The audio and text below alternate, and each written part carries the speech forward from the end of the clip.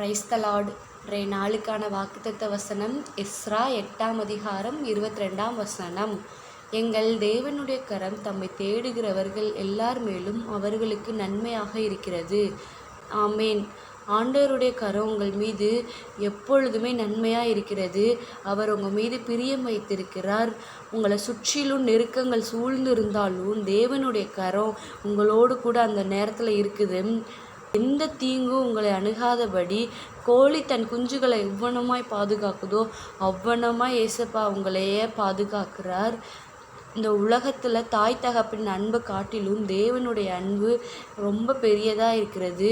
இந்த உலகத்தின் பாடுகள் போராட்டங்கள் மத்தியில் நீங்கள் தடுமாறுற வேலையிலையும் தேவனுடைய கரம் உங்களோடு கூட இருக்கிறது.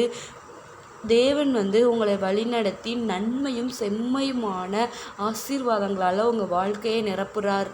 ஆமேன். God bless you all. Thanks for watching.